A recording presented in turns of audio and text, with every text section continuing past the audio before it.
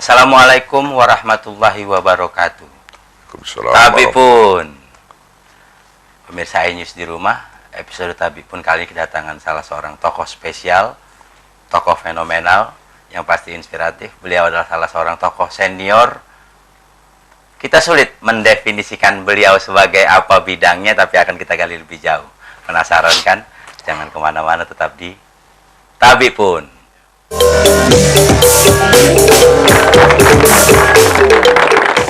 Tabi pun, bincang santai ulun Lampung sore ini kedatangan Sultan Syahrir Ulangan. Selamat sore, terpaksa manggilnya Om ini. Cukup senior. Om Sultan. Ya. Mungkin banyak masyarakat yang mengenal Om Sultan berbagai dimensi. Ada yang mungkin kenal sebagai pengacara, ada yang kenal sebagai wartawan, sebagai filantropis, ada yang bilang tokoh olahraga, tokoh politik. Ini kalau Om Sultan sendiri kira-kira mendefinisikan Om Sultan sebagai apa deh? Sebagai apa ya? Sebagai orang yang maulah berkiprah di Lampung ini. Entah melalui apa, ada kesempatannya kita berkiprah. Orang Lampung banget berarti. Ya, Lampung banget. Nah, sebelum ngobrol yang berat-berat nih Om. Ya. Ini kita dapat data dari mana lah. Katanya Om Sultan ini katanya suka berantem sama istrinya. Terus kalau berantem suka ngerayu pakai lagu katanya Om. Ya itu dulu. Kalau sekarang saya udah Om udah sangat sayang lah. Udah Ya, pertanyaannya lagu apa yang dipakai buat ngerayu? Kebetulan nama istri itu kan ada di judul lagu. Apa nih Om? Arihati. Jadi, dan hari ini sedang berulang tahun. Insya Allah ya. Tepat 66 tahun. Alhamdulillah. Ya. Artinya sering dong nyanyi lagu Arihati. Bukan sering-sering lagi. Walaupun di muka umum pun tetap nyanyi itu, biar orang tahu kalau itu kesayangan saya, gitu. Nah, ini kalau nyanyi buat pemirsa di rumah mungkin sebait dua bait kira-kira Om nggak keberatan ya? Enggak lah. Ya. Oke, langsung ke kamera Om, silakan. Ini untuk hadiah ulang tahun ya. Saya coba ya, tapi memang suara saya nggak bagus. Karena pasti suara saya sumbang. Nyumbang-nyumbangin suara. Arihati, di kau mawar asuhan rembulan. Arihati, di kau gemilang seni pujaan. Dosakah hamba memuja di kau dalam mimpi? Hanya dalam mimpi. Satu bait cukup ya. Ini latihannya udah berapa tahun nih nyanyi lagu ini Om? Dari kenal dia pertama. Nah, kenalnya itu tahun berapa? Kenalnya itu tahun 70. 70 di mana waktu itu ketemu Di dengan Unila, saya masuk Unila tahun 70. Kenal sama dia. Kakak-kakaknya udah kenal duluan, sama dia aja saya gak kenal. Rupanya ya kebetulan saja satu kuliah. Nggak ada lagi rasanya yang tercantik kalau nggak dia. Itu paling cantik sekampus. Oh iya, perasaan saya waktu itu saya kejar, dapatlah akhirnya. Dapat. Sehingga pada tahun itu juga saya nikah berkeluarga, sehingga sekarang ini tahun sudah 70 nikahnya. 70 ya. Jadi sampai sekarang sudah alhamdulillah 46 tahun. 46 tahun ya. Usia berapa sekarang Om? Sekarang usia 68 tahun. Bukan, ngitungnya bukan dari 46. Muka. Berkeluarga, kemudian berapa putra-putri Om Sultan? Putra saya 3, putri 1, tapi yang tua itu sudah diambil oleh yang punya. Nah, ini juga mungkin ada cerita soal si sulung Om. Bagaimana?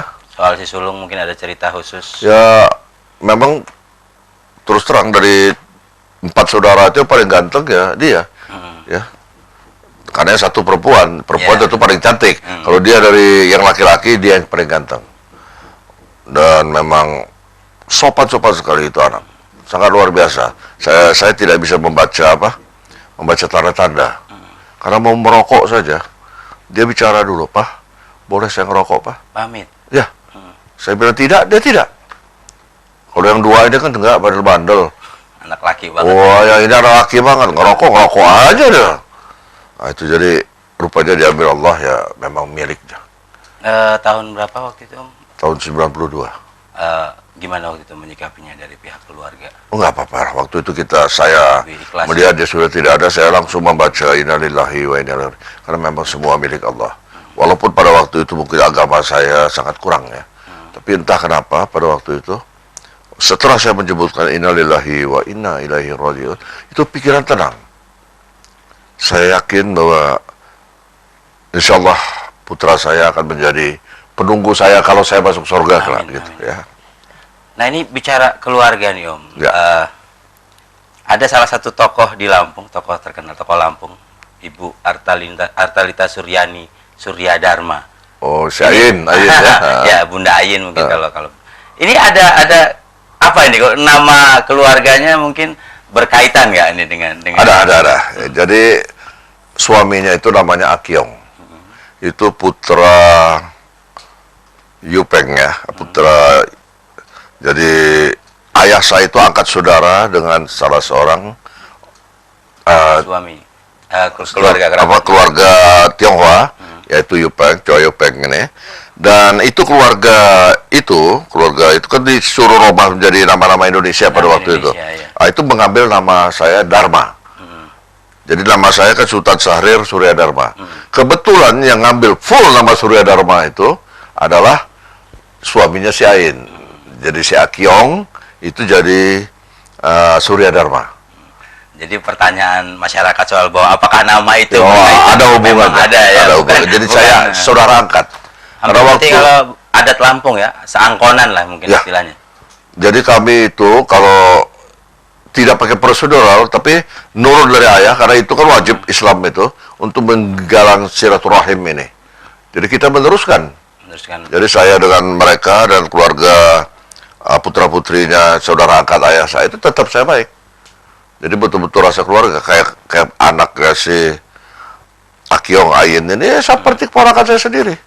Jadi mereka juga menganggap saya orang tuanya. Waktu meninggalnya Akyong itu ditulis di saudara angkat saya. Di ucapan ucapan kerabatnya itu ya. Jadi memang sudah satu-satu ya meninggal mungkin. Yang terakhir kemarin adiknya almarhum Akyong itu yang terakhir. Nah, ini kalau tadi juga sebelum kita syuting sempat disinggung dulu pernah ke studio ada acara tertentu talk show, tiba-tiba ditelepon soal waktu itu Pak Sarudin gubernur. Nah, ini berkerabatnya jalurnya gimana? Jadi begini, Pak Sarudin itu darah kami. Jadi kami itu mungkin orang ada yang dengar ya, bahwa kami itu dari keluarga Batin Dulu Bumi. Batin Dulu namanya.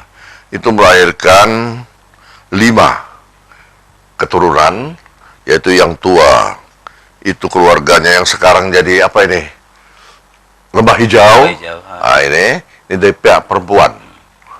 Jadi ini dari Dayang ya, keluarga jadi Dayang. Yang kedua itu adalah dari datuk saya sendiri, yaitu dari keluarga Ulangan. Yang ketiga itu dari keluarga Bangsawan. Bangsawan ini Halilintar pelatih bola itu segala itu. Nah, ini keluarga Bangsawan. Raden Gunawan. Raden Gunawan mantan di Raja Basa itu ya. Ya. Bukan Raja Basa, di Kedaton. Di Kedaton ya. Yang keempat ini Dala. Ya, Dala ini dari perempuan. Ini banyak di Kampung Sukabumi kalau sekarang ini. Yang kelima itu baru datuknya Sarudin. Namanya Pagaralam. Jadi itulah hubungan kekerabatan kami. Jadi memang darah kami sendiri. Kami hanya 5. Tahan sebentar, pemirsa iNews di rumah, segmen pertama rasanya tiba-tiba langsung mengungkap hal-hal yang banyak dari kita mungkin tidak tahu. Dan percaya di segmen berikutnya kita akan gali lebih jauh dan mungkin akan lebih banyak yang terbuka.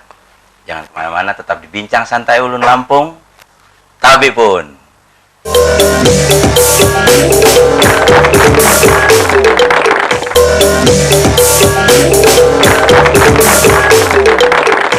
Tabi pun Bincang Santai Ulun Lampung kembali lagi dengan Sultan Syahrir.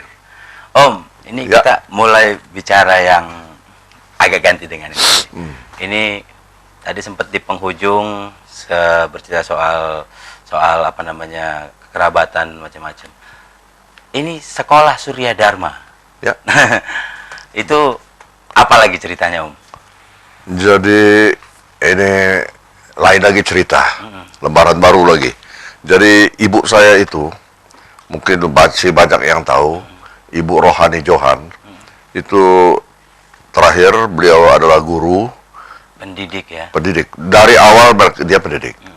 Jadi dari zaman Jepang, sejarahnya.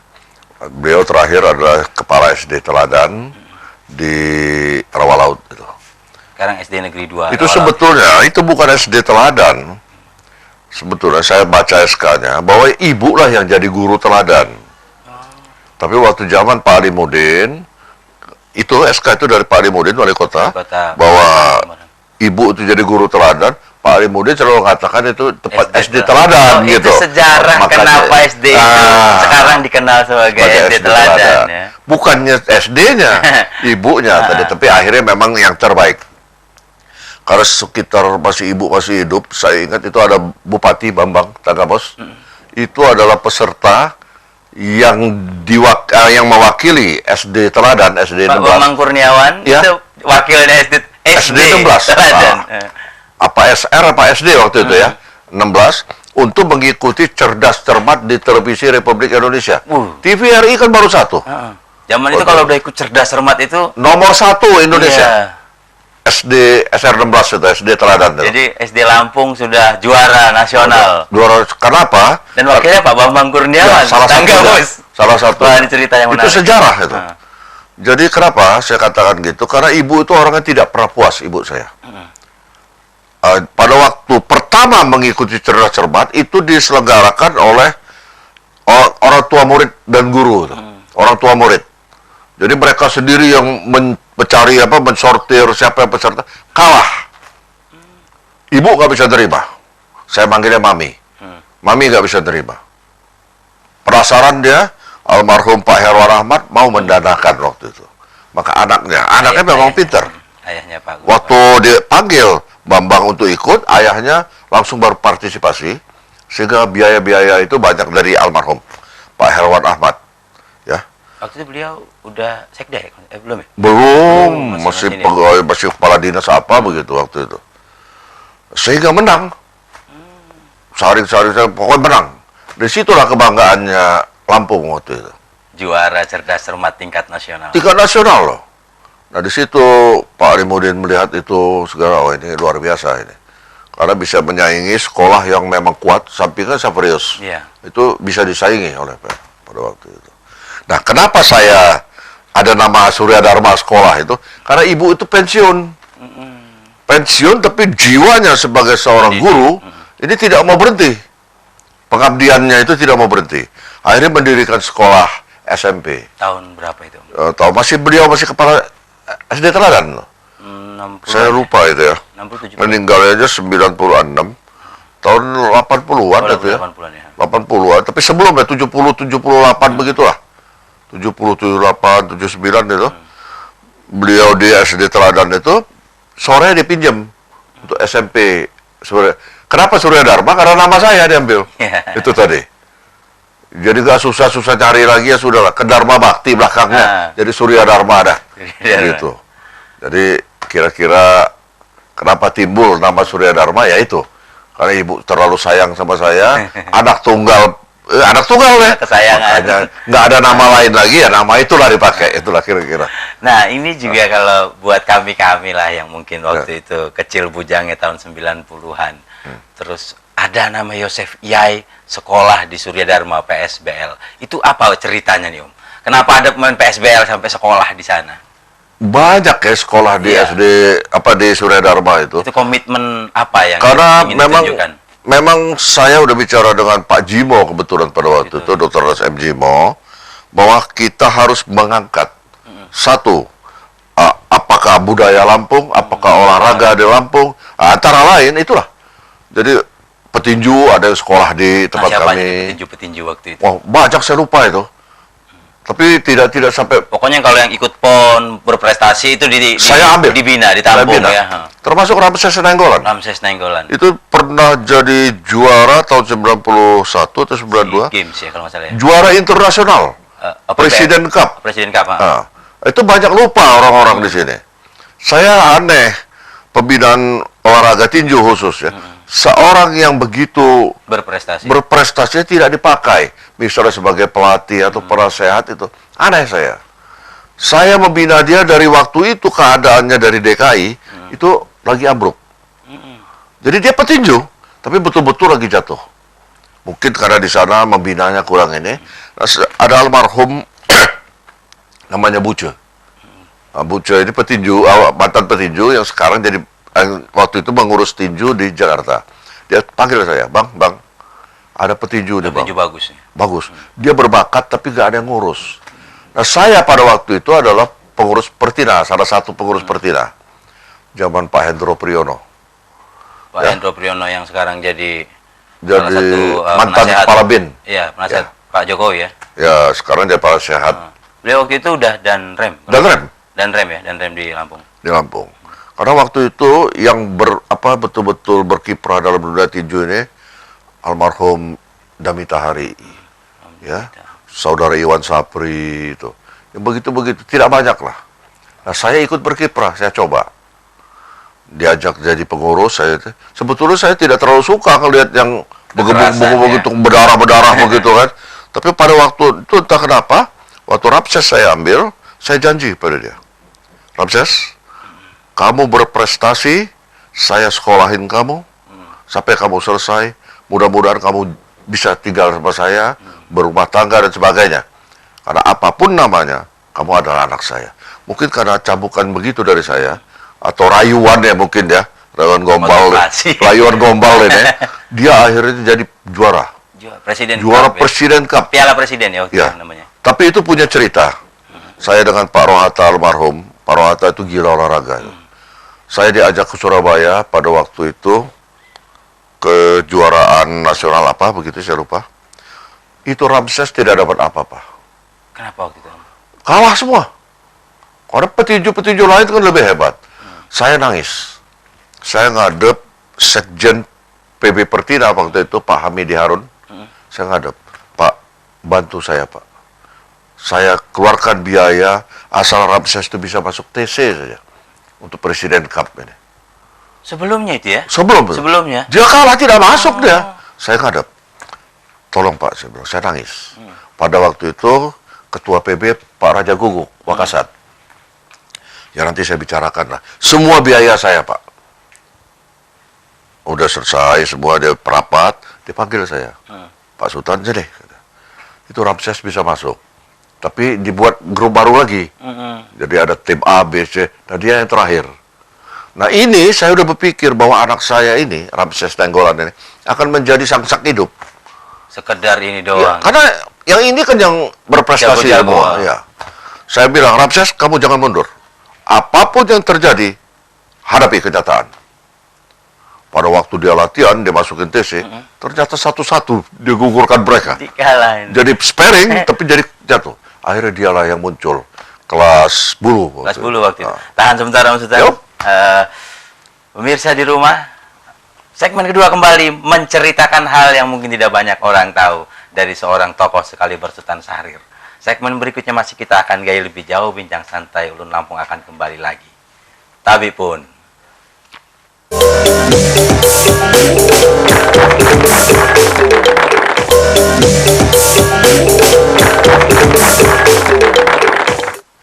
Tapi pun, bincang santai Ulun Lampung kembali lagi dengan Sultan Syahrir.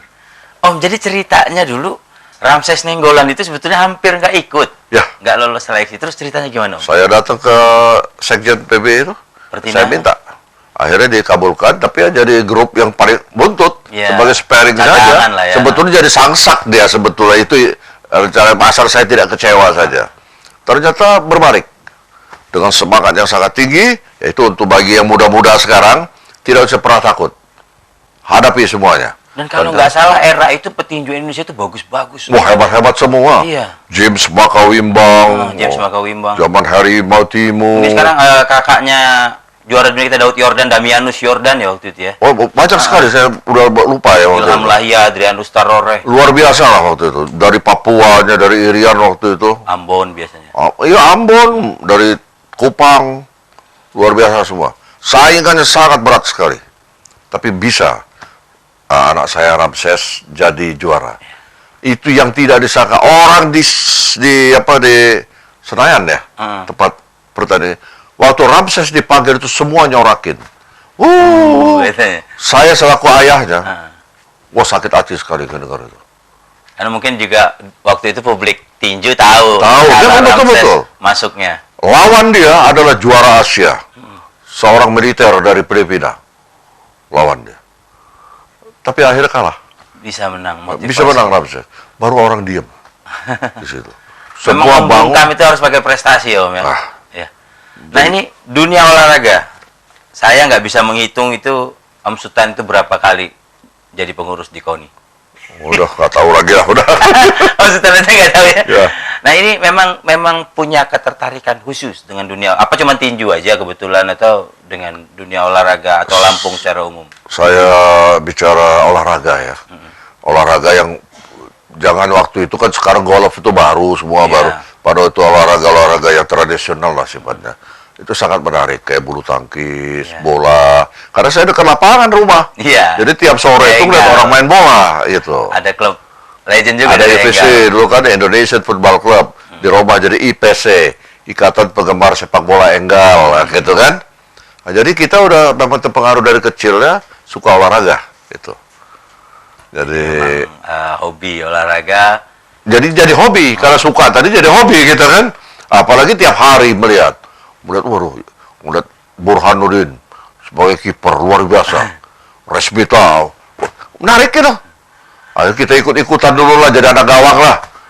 Begitu. Itu masih era Persil ya. Persil? Masih era Persil. Jauh sebelum Lampung Putra, sebelum jauh itu zaman Jaka Utama Pak Marzuli almarhum segala itu. Persil itu Persatuan Sepak Bola Indonesia Lampung. Sebelum Jaka Utama ya. Itu diperhitungkan.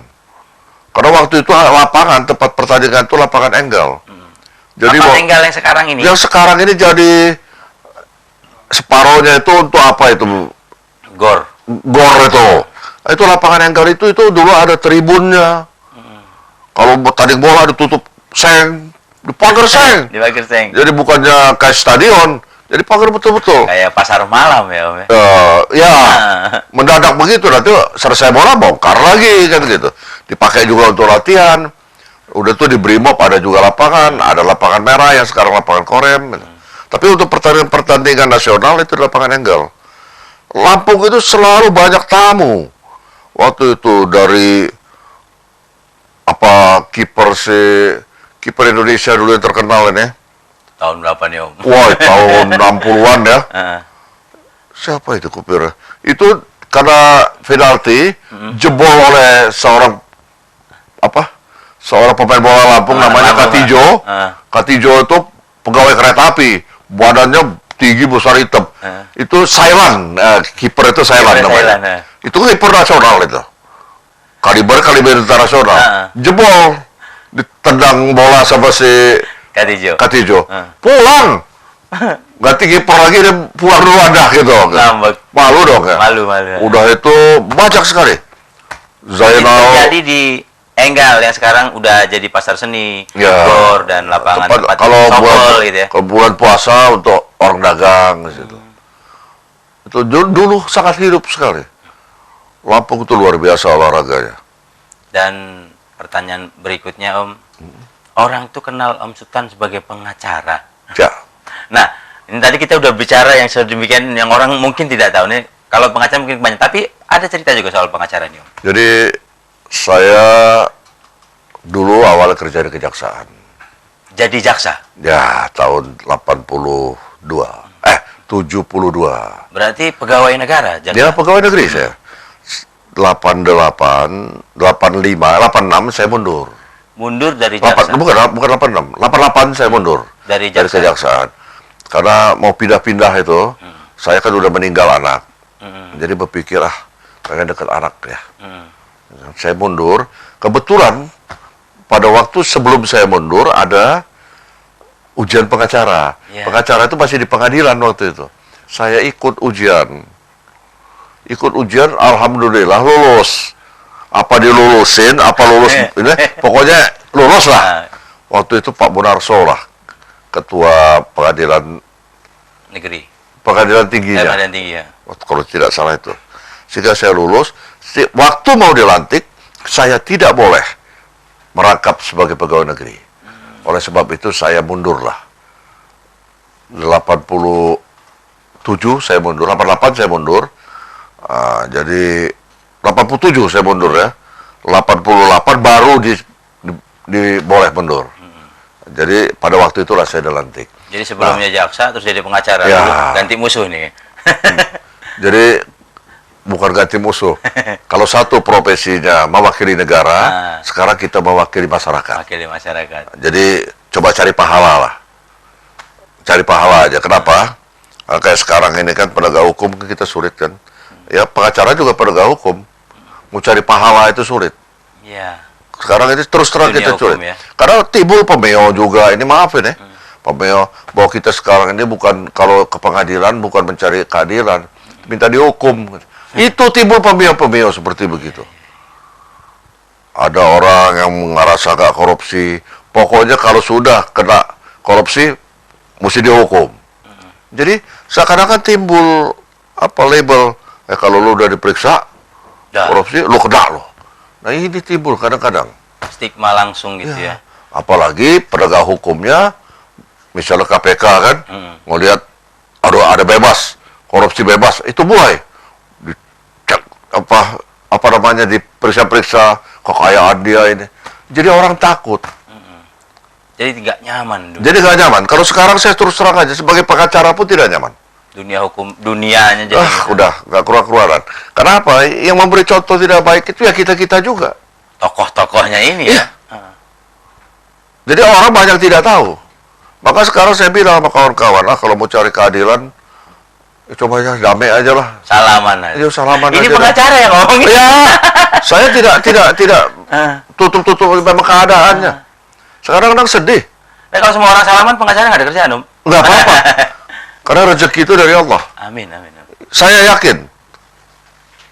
Nah, itu yang jadi masalah sekarang ini. Kapan betul-betul ini acara kita di dalam pengadilan itu baik. Seperti saya pernah menyidangkan jadi pengacara seseorang yang sempat dihukum. Ini contoh saja.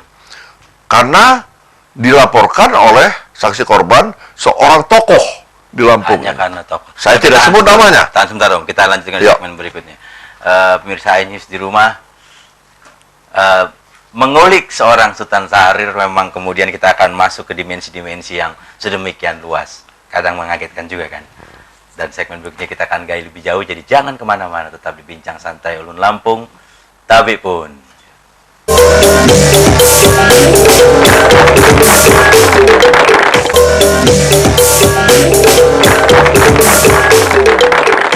Tabib pun, Bincang Santai Ulun Lampung kembali lagi. Tadi Om kita sempat diakhiri atau dijeda dengan ini kalau berseteru antara satu orang dengan tokoh yang mungkin punya kekuatan. Itu memang ceritanya gimana, Om? Jadi pada waktu itu saya udah lama tidak ikut beracara. Tapi pada waktu itu saya tertarik. Karena kasus ini melibatkan kasus yang sebetulnya transparan bagi kita. Bagi saya selaku pengacara. Waktu saya mencoba membela seseorang ini, yang melawan tokoh ini, ternyata saya minta kepada hakim. Saya minta kepada majelis ini untuk dihadirkan, yang diadukan ini. Iya, yang mengadu. Bagaimana kita akan ini? Bagaimana akan mencari kebenaran?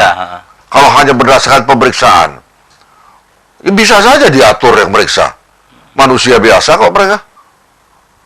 Nah di sinilah biasanya permainan hukum itu. Waktu diperiksa itulah bermain. Ya. Terjadi tawar-menawar dan sebagainya. Kan dalam ruangan. Nah itu. Di atas meja, di bawah meja. Di atas itu meja. yang saya khawatir pada waktu itu. Saya minta dihadirkan. Biar dikonfrontir. Tidak pernah dipenuhi oleh hakim. Tokoh itu tidak pernah dipanggil. Tidak pernah dipanggil. Alasan sibuk inilah, sibuk itulah. Akhirnya saya ngadu ke KAI, ke Mahkamah Agung. Diperiksalah saya. Ya saya ceritakan begitu. Kejadiannya. Tiga hakimnya pindah akhirnya. Wah, juga. Ya. Ini Om, kemudian ada lagi satu cerita.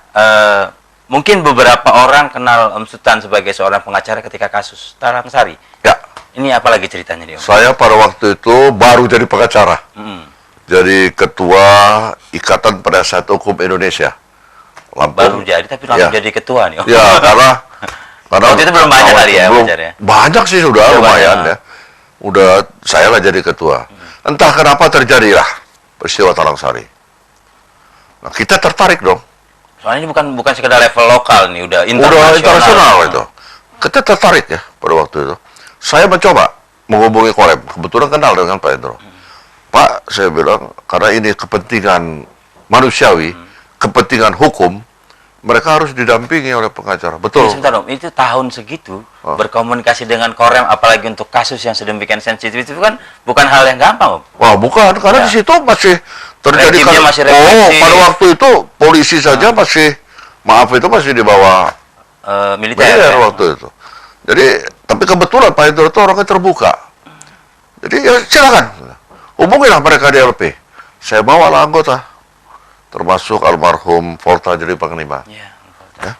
Pada waktu saya bawa anggota, ketemulah dengan izin Korem, dengan izin LP, ketemu dengan mereka pelaku peristiwa Talang Sari ini. Ya, kami tawarkan jasa baik kami untuk membantu mereka dengan keadaan mereka yang tidak ada apa-apa, itu gratis semua. Prodeo semua. Wah, mereka nolak. Oh. Diharamkan. Oleh kita itu dalam, apalagi ada Pak Volta almarhum waktu itu kan NU. Wah, diharamkan oleh mereka. Pokoknya nggak mau. Semua yang membantu mereka adalah Allah. Itu memang keras sekali mereka, itu luar biasa. Tapi entah kenapa, saya pada waktu itu masih ngerokok. Saya memang udah bawa rokok, maksud saya mau dibagi rokok itu nanti. Saya ngerokok.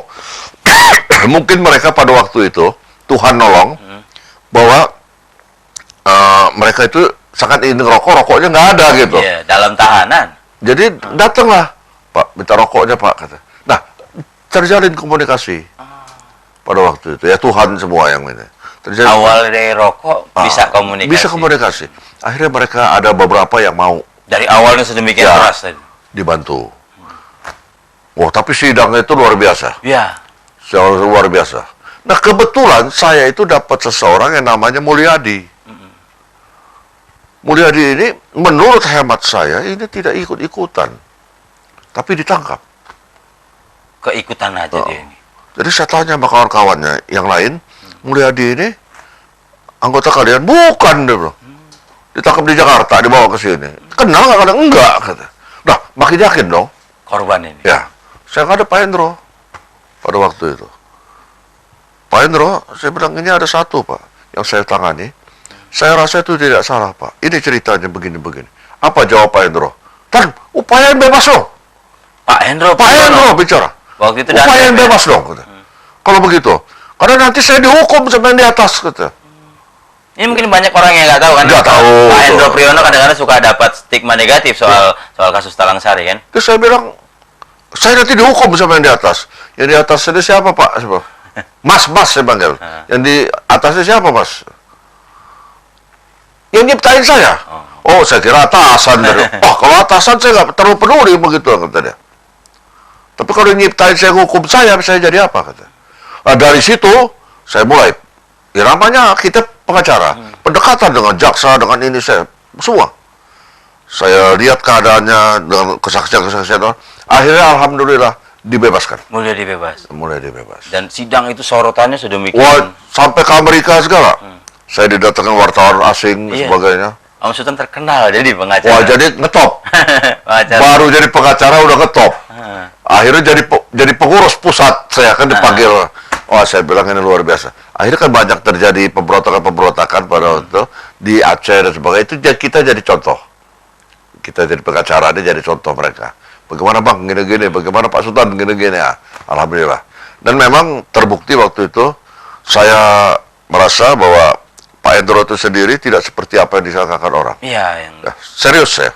Pada waktu itu, minta bebas. Usahain bebas. Dia sendiri tidak bisa membebaskan. Maka dia melalui tangan saya. Bagaimana caranya? Minta bebas. Kalau nggak saya dihukum main di atas. Itu. Sekarang Om Sultan kalau nggak salah sebagai Dewan Pembina ya? Di mana? Di Ikatan Pengacara Advokat. Kongres Advokat Indonesia. Kongres Advokat Indonesia. Saya menggantikan Adnan Buyung. Pak Adnan Buyung jadi seperti penasehat lah. Gitu. Jadi dia penasehat. Kan waktu itu kalau nggak salah KAI beberapa waktu yang lalu sempat tidak bisa disumpah dan sebagainya karena Peradi waktu itu berperan. Sekarang alhamdulillah bahwa kita pun sudah bisa memproduksi pengacara. Nah, ini pengacara sudah. Sekarang pertanyaan berikutnya nih Om. Sebetulnya kalau Om Sutan itu hari-hari, sekarang ini hobinya apa nih Om? Ini kalau banyak banget nih kegiatannya nih. Kalau hobi saya sekarang ini nyanyi-nyanyi aja dah. Di rumah? Di rumah bisa, di tempat yang lain bisa. Yang penting itu nyanyi aja. Bukannya macam-macam. Karena di rumah saya ada karaoke. Nah, kalau sosial media kelihatannya sekarang suka nongkrong sama anak SMA nih Om katanya Om. Bukan SMA anak SMA, mantan anak SMA ini. Kalau saya sekarang ini kan jadi ketua panitia untuk Mubes 7 Lampung Sai ini. Jadi sekretariatnya kebetulan di rumah. Nah itu saya ambil adik-adik kita, junior kita dari Semanda, SMA Negeri 2. Yang dulu jadi panitia reuni akbar ya, Semanda, karena saya tahu bobot mereka dalam bekerja itu baik. Ya, dan mereka cinta dengan pekerjaan. Jadi ini kita pakai. Tidak semuanya, ada juga dari luar itu. Karena apa? Karena sekarang kita tahu bahwa Lampung ini menurut berita dari hasil penelitian bahwa nomor 3 termiskin di Sumatera. Ini tidak bisa gubernur saja yang punya ini. Tapi memang kekeliruan mungkin dalam hal ini gubernur tidak jeli sehingga tidak bisa ngangkat. Apa stafnya yang bodoh atau apa saya nggak tahu nih. Nah, tapi di sini saya minta Lampung Sai ini punya peran. Tahan sebentar Om. Peran Lampung Sai. Pemirsa News di rumah, kita akan gali lebih jauh. Itu di segmen berikutnya. Jadi jangan kemana-mana, tetap di Tabik Pun.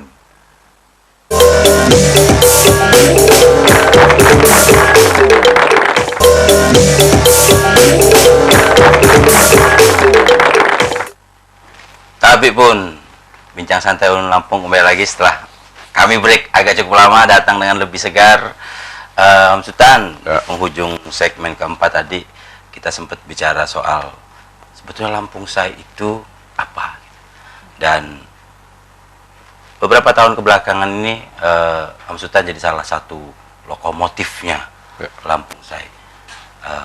Jadi buat masyarakat Lampung atau pemirsa di rumah, Lampung Sai itu saat ini sedang apa? Kalau mungkin di periode kemarin Pak Sahrudin menjadi gubernur dan Lampung Sai sangat terdengar di publik karena ketua umumnya gubernur. Kalau sekarang gimana?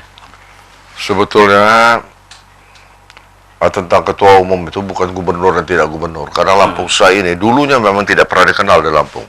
Padahal itu sudah dibuat di Jakarta untuk perantauan. Tapi akhirnya karena zaman berkembang sehingga Lampung Sai itu akhirnya berkembang juga. Kebetulan yang menjadi ketua pada waktu itu adalah Sahrudin sebelum gubernur. Sebelum jadi gubernur ya? Sebelum jadi gubernur. Meningkat beliau menjadi gubernur, tentu sibuknya di daerah. Sedang tujuan daripada Lampung Sai ini sendiri adalah dua saja tujuannya, yaitu tentang sosial dan budaya. Hanya itu. Sehingga akhirnya dengan persetujuan bersama, DPP Lampung Sai dari Jakarta dipindahkan ke Lampung. Setelah melihat situasi kondisi, bagaimana kita mengembangkan budaya kalau di daerah sendiri tidak berkembang. Sekarang kalau kita di Jakarta, kita hanya segelintir orang yang tahu. Tapi kalau di Lampung kita mengharapkan semua orang akan tahu. Seperti Bali, di Bali tetap ada masing-masing kebudayaannya. Tapi dibawa keluar, semua orang tahu. Nah, itulah intinya Lampung Sai ini. Nah sekarang mau Mubes, ini gimana situasinya? Mungkin secara politik dalam tanda kutip kan berbeda dengan era ketika. Memang keadaan ya. Masalahnya pada waktu itu Pak Gubernur Sahrudin pada waktu itu adalah ketua Lampung Sai. Orang berpikir bahwa ini adalah kendaraan politik. Itu sangat salah sekali. Salah persepsi lah. Bahwa Lampung Sai itu bukan politik. Tujuannya hanya sosial dan budaya. Siapapun jadi ketuanya harus gila. Kalau tidak gila, tidak mungkin bisa jadi. Gila gimana nih? Gila dalam arti kata, biaya dikeluarkan sendiri. Kan teori saja yang iuran itu teori di mana-mana organisasi. Biaya ketua biasa mengeluarkan. ada kegiatan apa-apa ketua. Maka kalau tidak gila dan tidak cinta Lampung, jangan harap. Terakhir di Ramadan ya, sebelum Ramadan, Ya. Lampung saya bikin acara Membuat acara budaya. Belangiran ya. Waktu Ada pawai budaya dulu. Pawai budaya. Pawai budaya itu mengeluarkan kereta kencana. Kereta kencana ini melambangkan begitu hebatnya Lampung dulu. Dulu Lampung dengan pakaian adat dari pesisir maupun pepadun. Begitu indahnya, begitu mewahnya. Digabungkan lagi dengan Fokmal, Forum Komunikasi Masyarakat Lampung. Itu mereka dari suku-suku yang sudah ada di Lampung bersatu, sama-sama ingin membangun Lampung. Fokmal. Ya. Fokmal ini orang Lampung semua. Tidak. Nah, apa? Fokmal ini didirikan sekian tahun yang lewat. Pada waktu itu melihat keadaan bahwa Lampung itu terlihat seperti pecah. Oleh sebab itu bergabunglah suku-suku, 33 suku waktu itu ada di Lampung. 33 suku dari seluruh Indonesia yang ada di Lampung. yang eksis di Lampung. Ya, dengan ada pengurusnya. 33 suku ini dibegadang dua. Ini masih semua suku Jawa, Bali, Semua. semua. Dari Aceh sampai Papua. Aceh sampai Papua. Kenapa? Rasa cinta dengan Lampung. Walaupun Kalau nggak mereka salah sampai hari ini Om Sultan masih apa? Ketua ya? masih ketua saya. Fokmal ya? Ya. Itu juga nanti harus ada penggantian karena harus ada kaderisasi. Tidak mungkin kita terus. Nah, disitulah kita mencoba menenangkan Lampung. Kalau ada perselisihan politik, apa sih politik ini? Iya. Kalau hanya untuk kepentingan segelintir orang, nggak perlu. Isinya itu tokoh Semua. semua ya. Semua. Tokoh berdasarkan latar belakang Ya. dan semuanya katanya orang Lampung. Mereka merasa bahwa mereka orang Lampung yang berasal dari sana. Tapi mereka adalah orang Lampung. Nah, disitulah kita hebatnya Lampung. Sehingga menjadi pedoman Menteri Dalam Negeri membentuk yang namanya FPK. Fokmal ini? Iya. Forum Pembauran Kebangsaan. Itu menjadi acuan mereka. Benchmarknya itu dari Ya. bagaimana kita di Lampung bisa kumpul. Bisa bersatu. Nah, ternyata itu tidak seluruh Indonesia bisa berbuat itu. Ya. Solo yang kecil saja tidak bisa membuat FPK. Nah, itu contohnya. Kenapa di Jogja ada kerusuhan? Karena tidak ada kesatuan dulu. Perekatnya nggak ada. Perekatnya tidak ada. Tapi kalau di sini, Banten ribut deh sama Madura. Cepatlah kita dengar. Nah, kita gabungin. Coba yang tua-tua Banten mana? Yang tua-tua ini. Jadi sehingga, alhamdulillah. Itu. Nah, kembali ke Lampung saya, Ya. Om. Optimisme setelah tadi kalau kemarin punya patron Pak Sarudin Gubernur, sekarang apa tidak punya lagi istilahnya gantungan dalam tanda kutip dengan pemerintah provinsi, ada optimisme nggak Lampung saya? Optimis, tetap tidak pesimis. Karena Lampung saya dari dulu sebetulnya tidak menggantungkan kepada Nggak punya penguasa. Kita bukan menggantungkan diri kepada power. Sarudin kan belum jadi gubernur, sudah. Tokoh-tokoh yang nasional yang sampai waktu itu mungkin sampai hari ini masih terlibat di Lampung saya di Jakarta Masih banyak ya. masih banyak ya. Sebetulnya kayak seperti Zulkifli Pak Hasan, Ketua MPR Zulkifli itu Hasan. ketua MPR itu Lampung saya semua. Hanya sekarang masalahnya mungkin karena kesibukan sehingga mereka sendiri membangun Lampung itu kadang-kadang terlupa. Ya, dengan tanda kutip Ada tentunya kecil, ya. ya. Karena apapun namanya, dimanapun kita, kalau kita cinta Lampung, yang utama prioritas kita bagaimana membangun daerah kita. Dia salah satunya merekatkan yang tokoh-tokoh nasional di Ya. di pusat atau dimanapun, soalnya dengan Lampung Ya. saya. Halal bihalal. Ya, acara halal bihalal tanggal 29 ini insya Allah. Dan ini rencananya nanti halal bihalal ini mungkin punya konsensus atau apa yang ingin dihasilkan Dalam Mubes nanti tentu ya, program Di- kerja kita. program kerja. Kalau halal bihalal kita saling memaafkan aja lah. Kalau tadinya ada gesekan, kita saling memaafkan. Siapa aja yang diundang Om di halal bihalal? Banyak itu, seluruh di Jakarta itu hampir seluruh kita undang. Di sana kan ada ortom-ortom dari mahasiswa kan, dari Pasmat, itu semua diundang. Diundang. Terus kalau nanti di kepengurusan Lampung saya berikutnya ada bocoran mungkin siapa yang akan Oh belum, belum karena masih kita demokrasi betul lah. dilepaskan di Ya silakan aja. mekanisme Mubes. Tapi Atau mungkin harapan, Om Sultan saya tidak. Saya pikir saya sudah cukup berbuat, masih banyak lagi tempat lain saya berbuat. carilah regenerasi. Tapi kalau untuk pimpinan, saya pikir sekarang ini saya lihat masih belum ada yang bisa melawan Sarudin. Melawan dan tanda kutip ya, menggantikan figur beliau figur ya. dia. Karena apa? Karena beliau itu betul-betul gila. Saya bilang tadi, nggak gila jangan jadi ketua. Iya. Nah, dia gila. Pengeluaran mulu, nggak ada pemasukan. Nggak ada pemasukan, dia keluar terus. Tapi begitu bahagianya dia. Waktu ada Hasyim Gunawan yang saya katakan pertama, bahwa akan hilang bahasa Lampung, beliau terpanggil langsung. Iya. Adakan seminar. Itu beberapa puluh tahun yang lalu. Berapa puluh tahun waktu beliau baru jadi gubernur. Sehingga ada seminar, timbullah fakultas apa bahasa di Unila. Dan salah satu karyanya istilah tabik pun hari ini itu kita pakai. betul. Salah satu karya komitmen bersama. Jadi kalau orang gila, pimpin Lampung saya tidak gila, tidak bisa. Dia harus gila. Oke, Om Sultan, obrolan sore yang sedemikian Ya. inspiratif, banyak hal-hal baru yang mungkin pemirsa sendiri baru dengar. Seorang Sultan Syahrir sedemikian inspiratif. Di penghujung Om, mungkin kita minta kepada Om Sultan menyampaikan kepada pemirsa closing statement soal apapun. Ya. Dan kita pasti tahu bahwa apapun yang disampaikan seorang tokoh seperti Om Sultan pasti bisa menginspirasi masyarakat. Silakan Om. Terima kasih Ananda Dolof, ini saya panggil Ananda karena ayahnya Sabtu perjuangan dengan kami. Kepada masyarakat Lampung, khususnya yang saat ini ada di Lampung maupun yang di luar Lampung, marilah kita bersama-sama membangun Lampung ini dengan rasa cinta, dengan keikhlasan. Tanpa rasa cinta dan keikhlasan, tidak mungkin kita bisa membangun Lampung. Ini sebagai contoh, kami merasa sedih, menangis kami, bahwa Lampung adalah termiskin nomor 3 di Sumatera. Di mana dasar kita harus miskin? Kita lebih cukup dari semuanya. Tapi kenapa tidak bisa menjadi yang teratas di Sumatera? Karena tadi pengelolaannya, kecintaannya, keikhlasannya untuk membangun Lampung ini belum ada. Oleh sebab itu mari kita bersama-sama, entah melalui wadah Lampung Say, entah melalui wadah yang lain, bersama-sama kita membangun Lampung ini.